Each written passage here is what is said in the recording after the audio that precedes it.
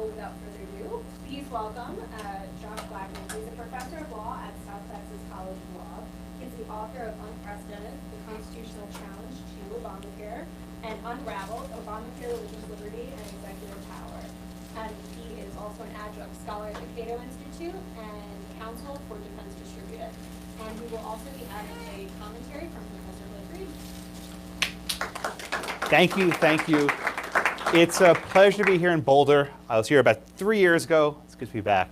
So you're in for a treat today. You get not only one constitutional amendment, but two constitutional amendments. My talk today focuses on how 3D printed guns are protected by both the First and Second Amendments. Now, let's start off simply. Who here has ever used a 3D printer? Anyone? Okay, good people. What have you guys made? Widgets. Widgets. What'd you make? Some plastic cutlets. Plastic. Okay, cutlets. What else? Fly trap. A fly trap. Well, that's nice. What else do you make? 3D printed an ancient Wow. So you guys are pretty sophisticated. You usually have maybe one hand goes up, so I guess that's Colorado. Good for you. 3D printing is a technology that allows you to make objects on a computer and convert them to reality. You can have something like a car or even a house. Now, I'm not artistic. I can't make anything with my hands. If you ask me to sculpt something out of clay, I can't do it. But I'm pretty good with Photoshop. And I know how to use computers. So I want to show you how easy it is to use 3D printing. And with a simple exercise. How can you make a cylinder? Now, if you remember back to your high school geometry, what's a cylinder? It's a lot of circles stacked one on top of the other. It sounds roughly familiar, right? So if you want to know how to make a cylinder, you have to know what's the height, how high is it, and what's the radius, that's what's the width of the cylinder. If I give you the height and the radius, you can make a cylinder for me. So for example, in this code, it says cylinder, height equals 20, radius equals 5. If I gave this instructions to you, make a cylinder, height of 20 inches, radius of 5, you could take clay, you could take wood, you could take metal, and with a chisel, actually make a cylinder of that shape. But 3D printing works a little bit differently. Instead of you physically using a chisel to make something out of clay, you use code. You tell the computer, I want a cylinder with a height of 20 and a radius of 5. And it makes that cylinder for you. It uses a special process to create in 3 dimensions what you code on the screen. And you can make very sophisticated and intricate objects with a 3D printer. For example, here's a race car being printed. Now, I want to show you how 3D printing works. It's a fairly rigorous process. So who here has ever made a candle? Anyone ever made a candle? Right? How do you make a candle? You take the wick, right, and you dip it in the wax, you pull it out. You dip in the wax, you pull it out. You dip in the wax, right, and you keep dipping it. And every time you dip it, it gets a little thicker around the base, right? So it's very thin, you make a nice thick candle. Maybe use different color waxes or different types of waxes for design. But that's the basic principle of making a candle. 3D printing works in the same fashion. But instead of dipping wax, you're spraying very thin layers of plastic onto a heated bed. So see this picture right here. You have a nozzle. The nozzle sprays a thin layer of plastic, and then it quickly cools. And it's heated, so it solidifies. So you have one layer of plastic, another layer of plastic, another layer of plastic. Each layer of plastic is of a different size and shape, which is how you create, in this case, a sphere. And the trick is the bottom of the base is heated. So when you spray plastic on it, it heats up very quickly. Hey, good seeing you. It heats up very quickly. Okay? So that's the basic gist of 3D printing. Now I want to show you an example of 3D printing. It's creating an object. And I want to see who can figure out what object is being created. I'm going to show you a series of stills, right? So here's the first shot. It just looks like a layer of green goo, right? The second one, you print in what's called a honeycomb lattice. The same way bees make a honeycomb, it's a very strong shape because it holds up a lot of pressure. So you have this first layer of support. So this is 1, okay? 2, you see it gets a little bit taller. It adds maybe another centimeter to the height of it, okay? 3, now you can see this little nozzle spitting out plastic, and it's starting to take shapes, right? You're seeing forms. Does anyone want to take a guess so far what we got here? Anyone? Take a guess. Yeah? Lego piece. Okay, maybe Legos. We'll see. We'll see. I'm not giving it away. Okay, I'm with me. All right, next, what happens? So it keeps adding more. Now you're starting to see texturing, right? You make very sophisticated, intricate parts. Anyone see what it is yet? What? Frog? A bust in somebody's head or something. Okay, I hear a frog, I hear a bust. You guys are very close. All right, I'm going to show you another picture. Usually people get it on the next picture. I give this presentation across the country. Okay. Anyone see it yet? I've got people get it here.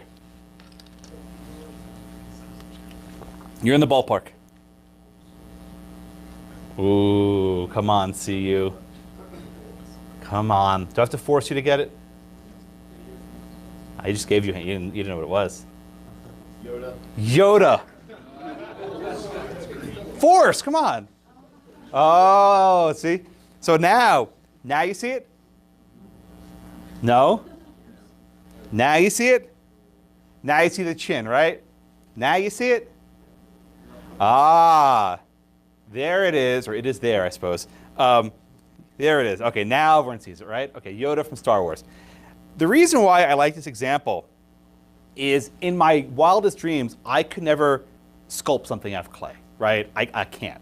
I can't make something out of metal or woodworking even, right? I'm not able to.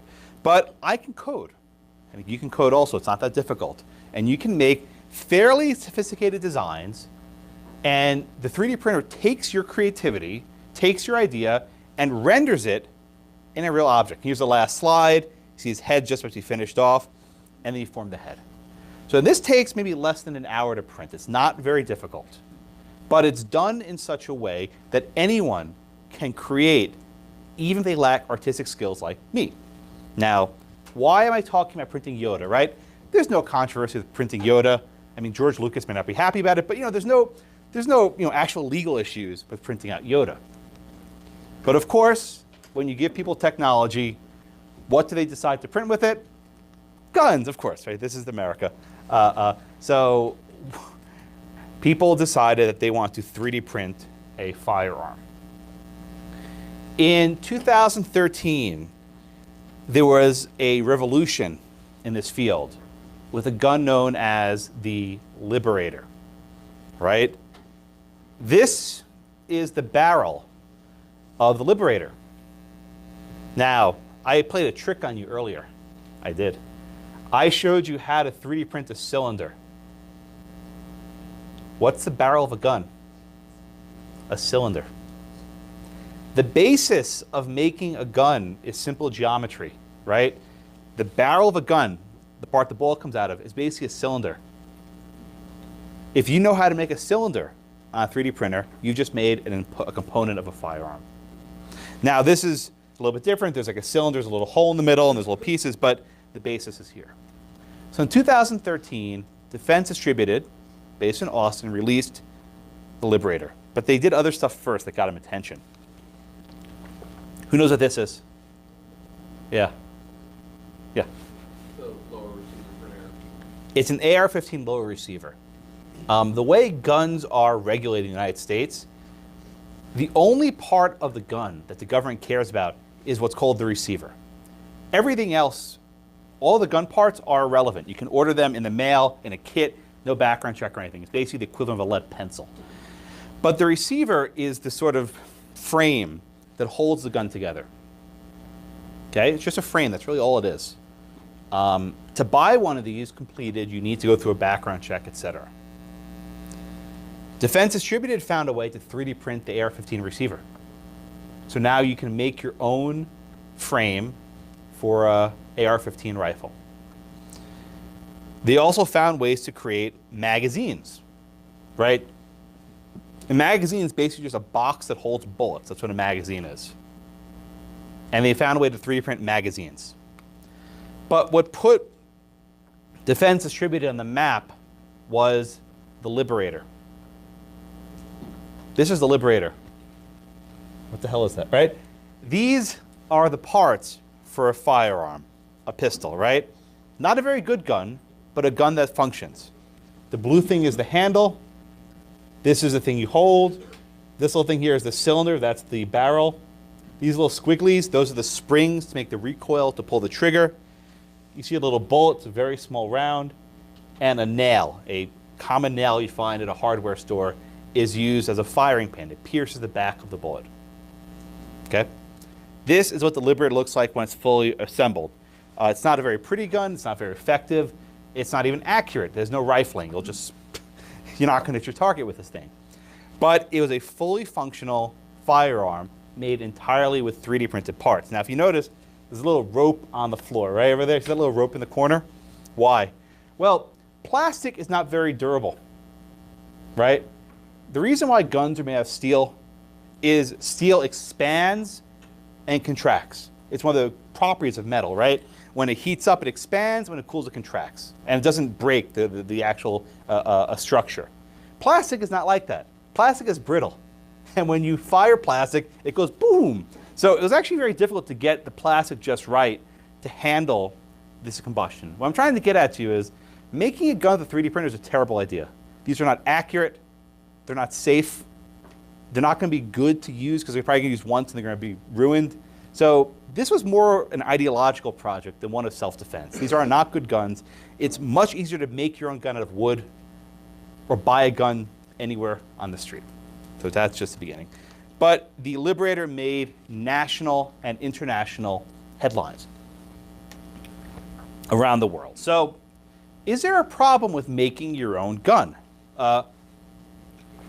It surprises a lot of people that there's actually no federal law against making your own firearm, right?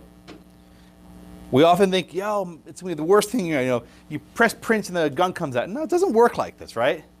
Since the beginning of our republic, people are making their own guns. So who knows what a zip gun is? Yeah, no one? Yeah, what's a zip gun?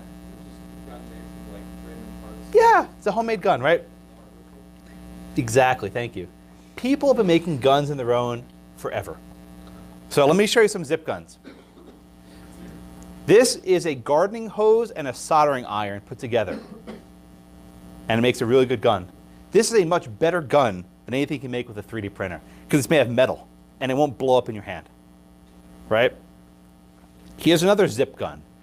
It looks like a keychain flashlight, but they took out the light bulb, they put in a firing pin. So my point is, you can make a gun out of anything.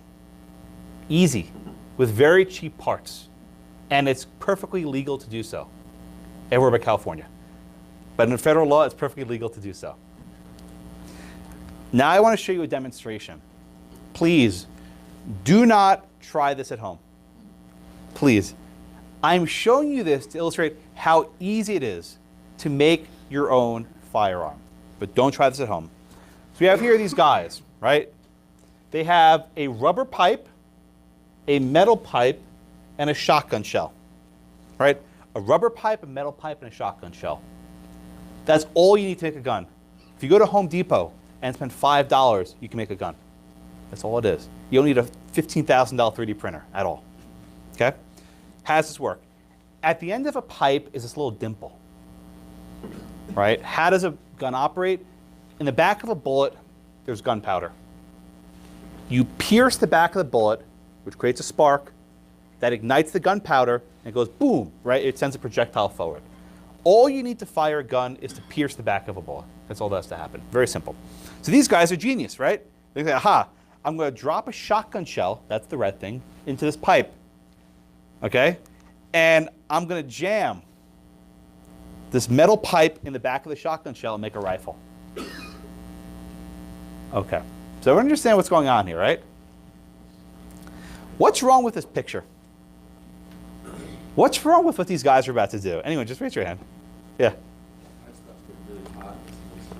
Well, it's a rubber pipe, so maybe a little bit insulated, but yeah, it's going to get hot. That's not even the worst problem. What's What's really wrong with this picture? Yeah. The recoil? Oh, the recoil. They're going to push back, right? What else is really problematic about what they're about to do? Anyone see it? Look at this picture carefully. Like, where's Waldo, right? Well, it's not the bus. I'm sorry? Oh, God, I have no idea. What was it? They're shooting into an electrical outlet. Now do you see it? There's a fan that's plugged in. You see the fan? You can't really see it here, but you see it here, right? They're firing indoors into an electrical outlet. That's why I said, do not, please, my friends, do not try this at home. So what are they going to do? They're going to jam it in. Ready? 1, 2, boom. They made a rifle with $5 in parts from the hardware store. And what they did was 100% legal. 100% legal. They broke no federal law. In California, it might be illegal, but I think it's fine in most other states. And here they're all proud of it. Look, you know, they're smoking shotgun shell with their little flip phone camera, right? This is an old video. It's on YouTube. I don't show the video because they're cursing like hell. It's really bad. So I can't even show the video. The stills actually are more effective. These kind of guys are not the ones you want to emulate, okay? Now you can see the shotgun shell spent. Again, according to our good friends at the Bureau of Alcohol, Tobacco, and Firearms, they just legal. There's no problem with making your own firearm. So then why did Defense Distributed get in trouble? Because they didn't merely make the 3D gun. That was okay. They put on the internet the files to print them, right? This wasn't just a case where they made their own gun. They shared with others the means, the information of how to make their own firearms. And that's where the federal government intervened. In 2013, the State Department sent a letter to Defense Distributed.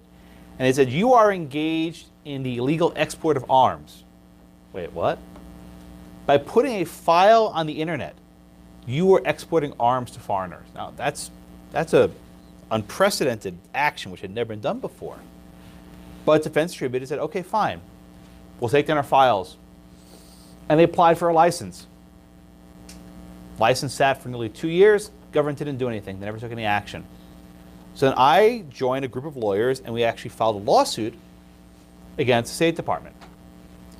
And we argued that the prior restraint, this licensing requirement, amounts to a violation of the First Amendment.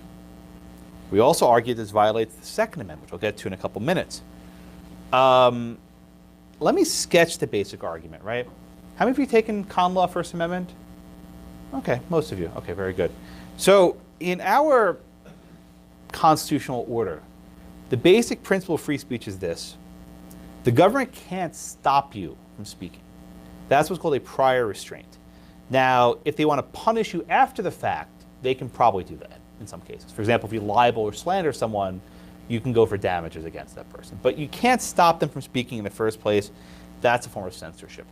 So we argued in court that imposing this licensing requirement to share information on the internet was itself a prior restraint and engaging in acts of censorship.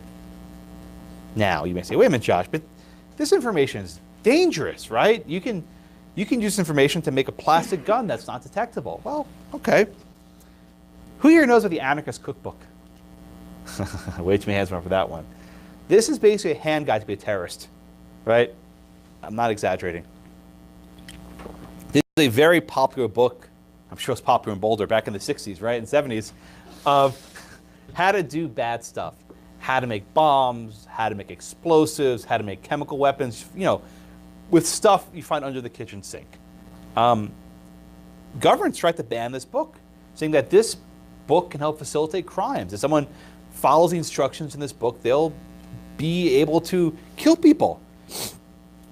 And at least in the 60s and 70s, the courts were pretty consistent in saying that you can't censor speech because the instructions in this book may be used to harm others. And I think this is a fairly good precedent. We say, wait a minute, Josh, we're not dealing here with a book, we're dealing with code. Is code speech? Is information speech? And this is an area where I freely admit the Supreme Court hasn't resolved with any definitive answer, but they've given us some, I think, glimpses into where the law is headed. One important case from 2011 called Sorrell v. IMS Health, the court said that the creation and dissemination of information are speech. And it's not just creating it, but also disseminating it. We have cases involving violent video games, for example. It was never suggested that because you're having a violent video game instead of a graphic novel, it's entitled to less speech. So we have here is code that's expressive, that people can learn. I showed it to you in 5 minutes how to code a cylinder. It didn't take me very long. This is expressive code people can use. They can design it, they can edit it, they can modify it. If they think the barrel's too big or too small, they can tweak it. This is information.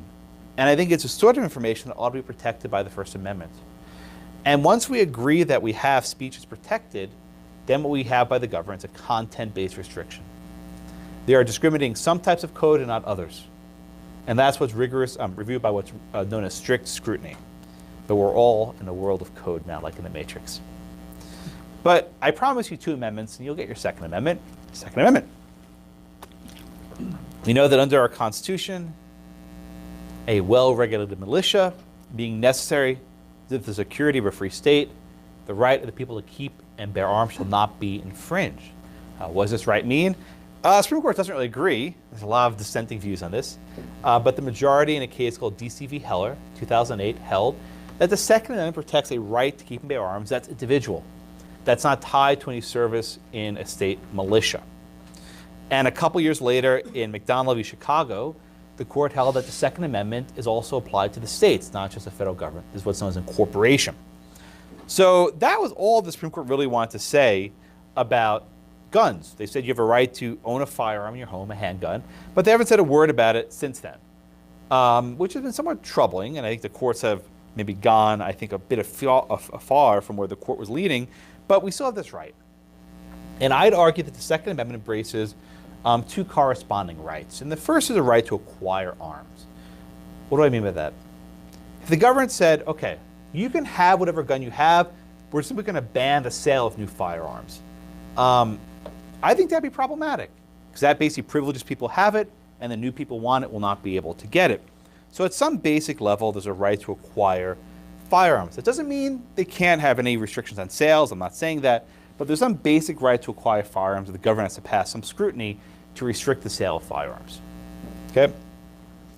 The second right that I think is worthwhile is what I call the right to make arms. And this one I'm actually a lot more confident about. Long before we had gun stores and Smith & Wesson and Remington and Cabela's, we had muskets. Right? Back in the day, at the time of the founding, if you wanted a gun, you would probably make it yourself. Right? The militiamen in Massachusetts were not going down to Walmart to buy their ARs. Right? They were basically manufacturing their own muskets, and people made their own musket balls. To this day, it's legal to make your own firearm. And I think there's a fairly long-standing tradition of making your own weapons. And in fact, there's almost no regulation on sorts of weapons you can make for yourself. You can't make a machine gun, you can't have a short barrel shotgun, certain things like that nature, but there are almost no restrictions on making your own firearm that's in common use. So I think you have a Second Amendment claim here as well about making your own guns, and this restriction violates it. But it's not only a First Amendment, it's not only a Second Amendment. There's a concept in constitutional law called a hybrid right. What is that? It's where you have one right reinforcing another. So imagine the government says, it is against the law to wish someone a Merry Christmas, right? The actual war on Christmas, right? It's now a crime to wish someone a Merry Christmas. Is that a violation? Excuse me. Is that a violation of free speech? Or is that a violation of free exercise? Or is it of both? Where one reinforces the other. And I think here what we have is the government's telling people you can't speak about how to make a firearm, right? They're telling you directly you cannot speak about a specific act, how to manufacture a gun that's protected by the Second Amendment. So I think there's actually First and Second Amendment scrutiny at play here. Now, what does the law look like today? Now, we actually have a law in the books called the Undetectable Firearms Act. If you were to watch the news, you think it's a brand new thing, plastic guns. Oh my God, this just came out in 2013. No way. This bill was passed in 1988. You probably weren't born in 88, were you? No, most of you were not. I was 4. So, the thing of being a law professor is I get older and you don't, right? Every year law students stay the same age, and just I get grayer, as it were. But since the 1980s, there's been a fear of undetectable firearms. And federal law says any gun must have a certain quantity of metal, enough metal to trigger a magnetometer, metal detector, if you will, right? So today, if you make a purely plastic gun, you're breaking the law. In fact, the Liberator has a chunk of metal in the barrel, in the handle, that's designed to comply with this law, okay? And it's soldered in there. Now, why were people worried about undetectable guns in the 1980s? There were no 3D printers there, at least not the way we have them today. It had to do with a very famous gun called the Glock. Who knows what a Glock is? Yeah, if you have one, don't tell me. Okay. And it's actually Bruce Willis's fault. So in the Die Hard series, right, John McClane, right, has this line.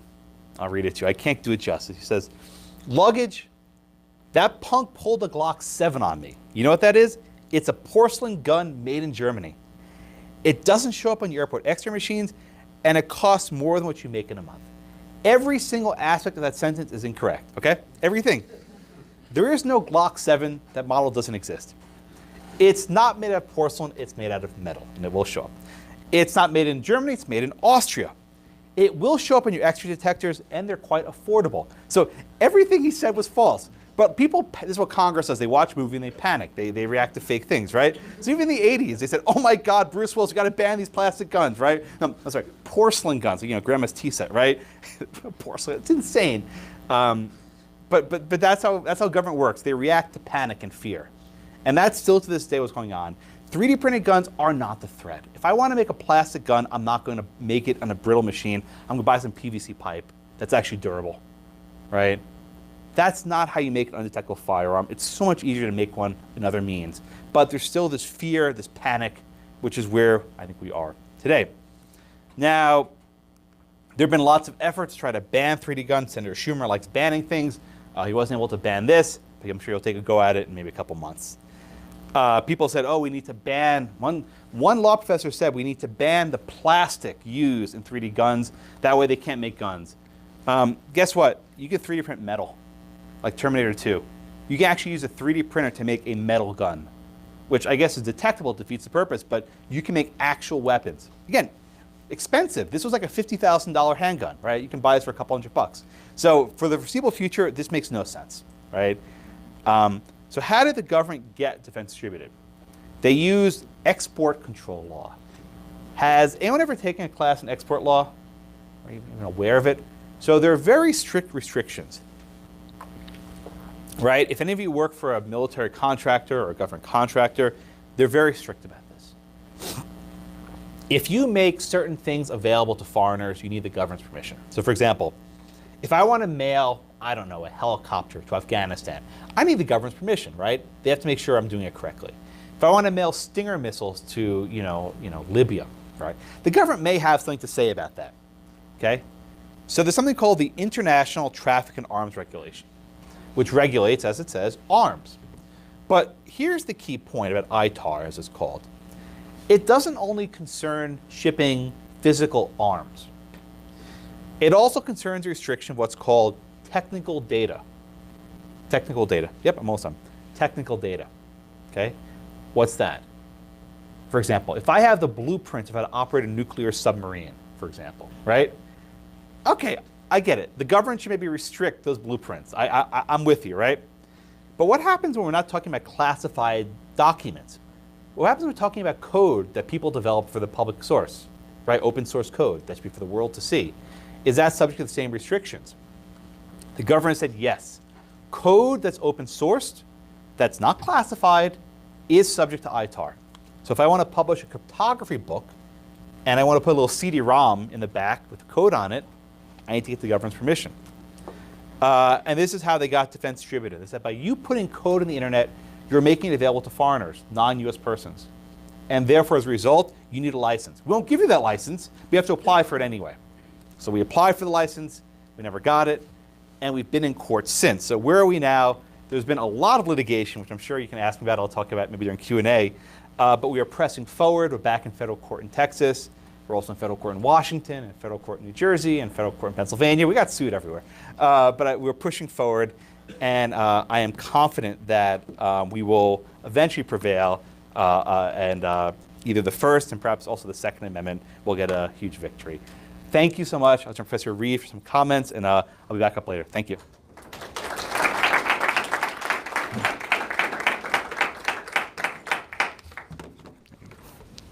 Have your way.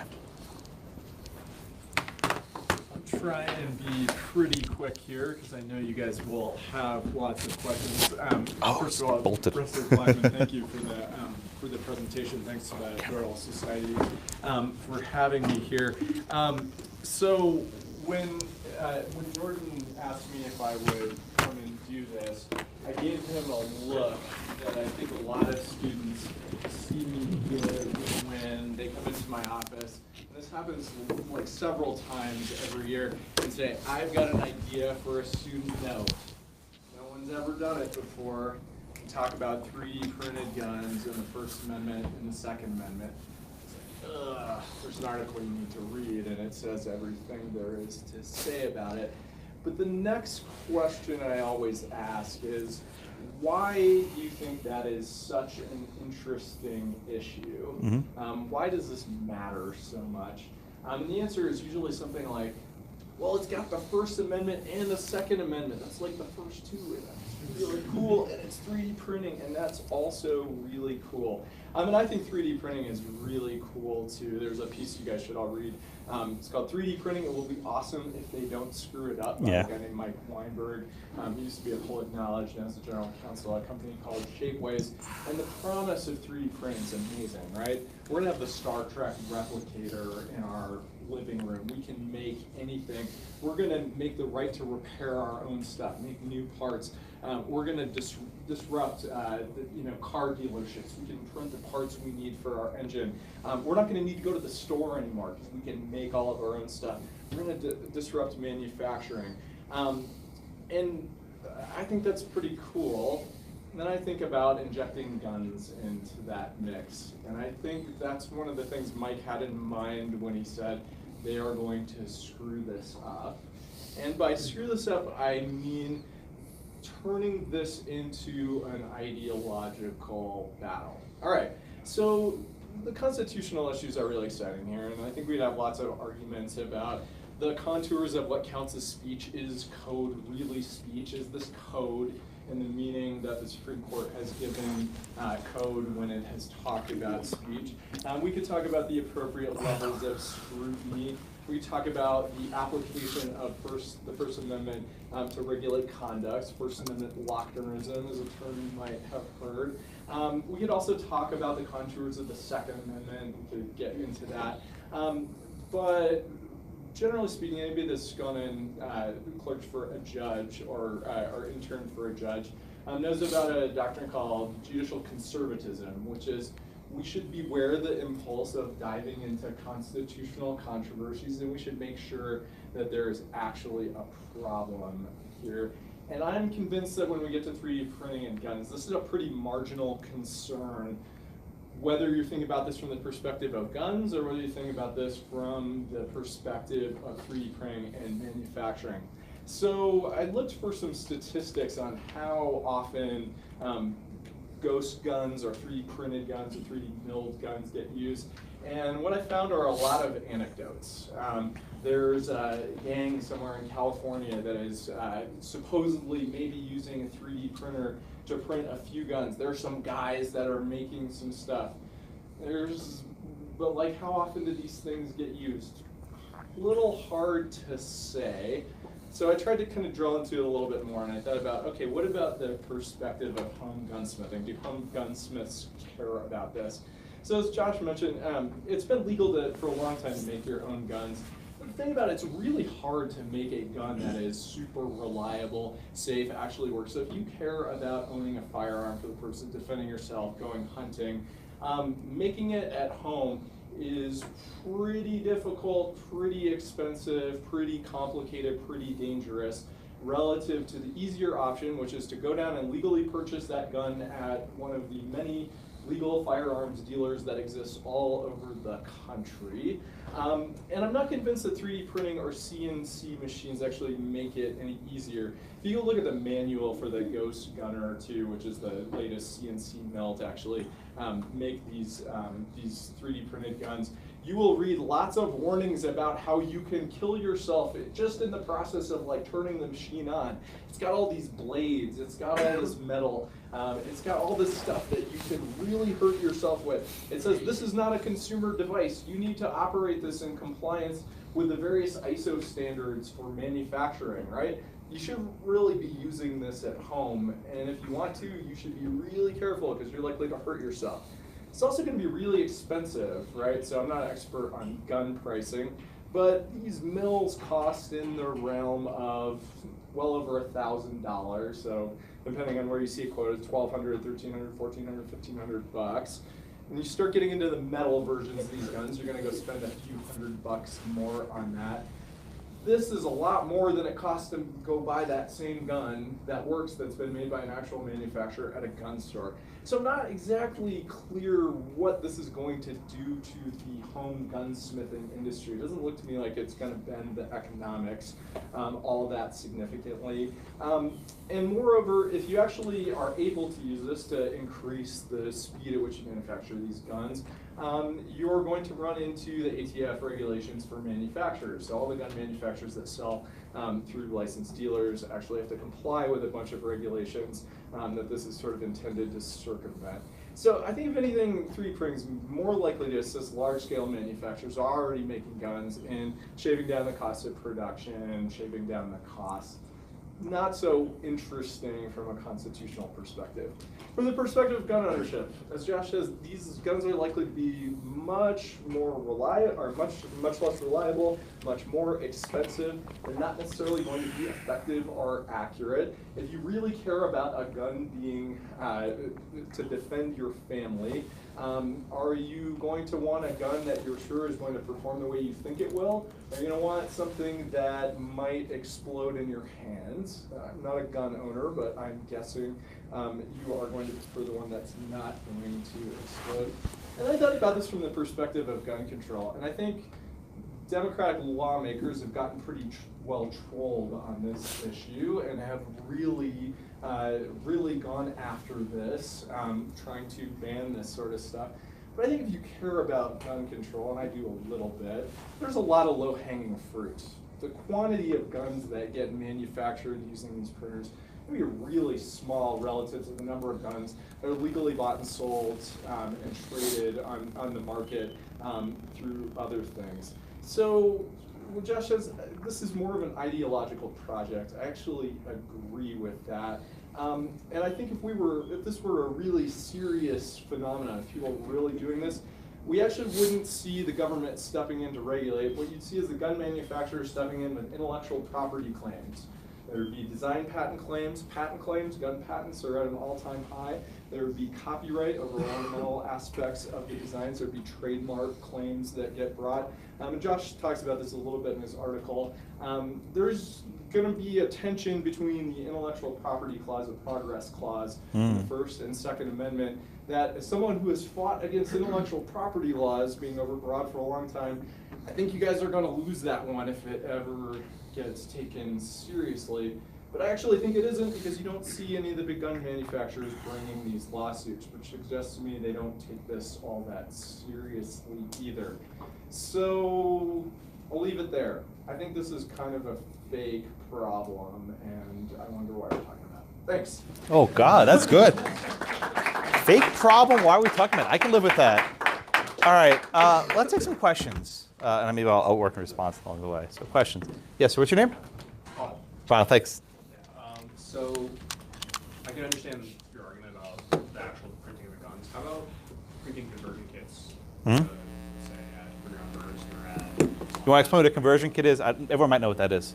Well, I mean, so just something to change the lower receiver, this consistency of the lower receiver such that my AR, which can only shoot semi-automatic right now can fire through outburst like a military model, or fully automatic, which is, I think, generally legal. Do you need a 3D printer to do a conversion? I don't think you do, but would that make it easier? So Would that just make it easier? yeah, let me explain the question. So under federal law, there's a difference between automatic and semi-automatic. Most people in the media don't know what that means, right?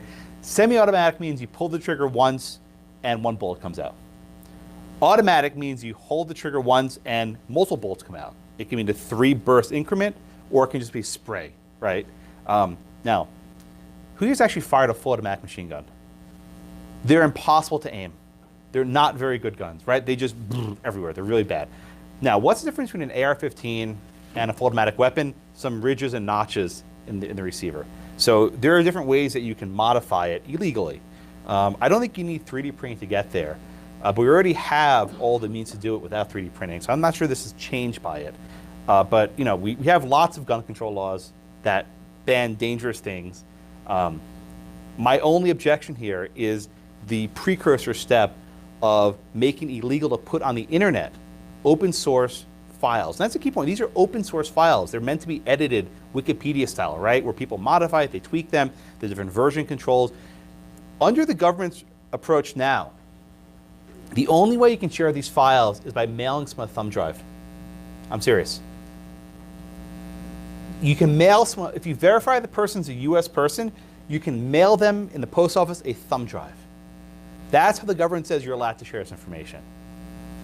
Okay, so DD is mailing a lot of thumb drives, and that's how they're doing it. Okay, thank you for the question. Other questions? Yeah, in the back. I'm not sure I got your response there on conversion kits.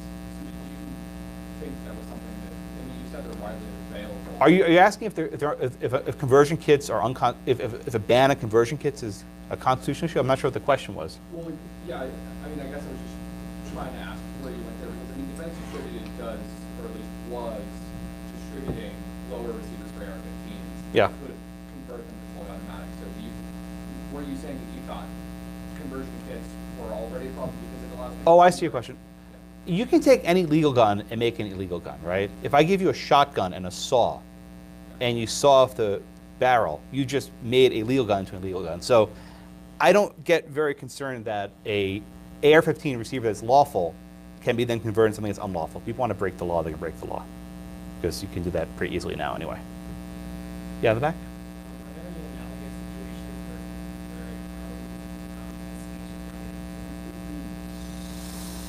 So there was a case, which I'm sure Blake knows about, called the Bernstein case. I mentioned cryptography during my opening remarks. There was a professor, a guy named Bernstein, who wanted to basically share certain types of encryption code. What do I mean by encryption? How to take information and protect it so that other people can't get to it. Now, we all know encryption today, your iPhone's locked, that stuff, right? But back then in the 90s, it wasn't as well established. And the government came and said that your encryption is so strong that we don't want getting into the hands of our enemies. So we're going to ban you from sharing this information. And this went up and down through the courts. A district court in California actually held that speech was fully protected by the First Amendment. It went to the Ninth Circuit. It got vacated on some weird grounds, got sent back down. And the government said, oh, we're going to take another look at this, transfer from one agency to another. So there was never a definitive resolution in the Bernstein case. We just never had a complete answer. So our case is the best one. We lost in the district court. And the district court said that he will assume that code is speech, but that the government satisfies scrutiny here. And he was a little bit ambiguous what the scrutiny was, but he said they satisfy scrutiny. The Fifth Circuit affirmed, but they didn't agree with him on the merits. Said, well, we think that the likelihood of harm is so great, we only look at the merits, right? Because guns are so dangerous, we're just going to assume these are, whatever speech, but we're going to say that the preliminary injunction should be denied. Where's the case now? We're back up on the merits, and we can actually challenge this straight up. Yeah. And was your hand up before? Yeah, but please go. Yeah. Okay. Yeah, I have a question about the liability. Yeah. You said that a lot of these can be poorly designed or dangerous to operate, and it's open source in the sense that people are just contributing and changing the code as they want. Who's responsible for the defects in the code? Oh, what a good question. And see what he said, right? You learn in torts and in product liability a defect in the design. But his question was a little bit different. He says, what if there's a defect in the code, right? What if, you purchase a Tesla Roadster with an auto drive feature. And because of a glitch in the code, it runs into a tractor trailer. Right? When you have the so-called Internet of Things, where everything we have is governed by code, there's a very uneasy relationship to product liability. Right? The car can be fine and can pass all safety tests, but if there's a glitch in the code, right? Now, what if you don't use the car correctly? You're not paying close enough attention. What if the code is fine, but the way you manufacture it off, you didn't set the blades right? So I don't have an answer for you, but I'm telling you, product liability with code is a huge issue. You know, what if you have a home security system, and due to a glitch, it doesn't trigger, and someone robs your house? Right? These are not easy questions. Yeah. Other questions? Yes, ma'am.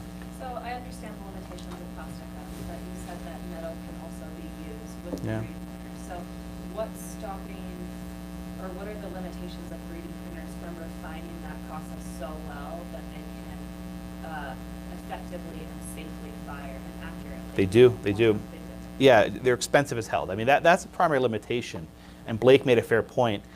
The gun manufacturers aren't getting involved because they really don't care about this, right? But 3D printing technology will eventually evolve that it's pretty damn effective. And at that point, where you can make anything, you can probably make a pretty good firearm. Now, it'll be detectable, it'll be metal, right? But the bigger concern, and Blake alluded to this, he made a fair point, is actually intellectual property. People don't need to 3D print guns. What they can print is a new pair of, LeBron James sneakers, right? You pay $200 for a pair of sneakers, and the parts are probably a few bucks, made in a sweatshop somewhere in China. So if we can start making counterfeit, knockoff goods that look exactly like, a Louis Vuitton bag, whatever you want to make, that looks exactly like the original to spec, then manufacturers get freaked out.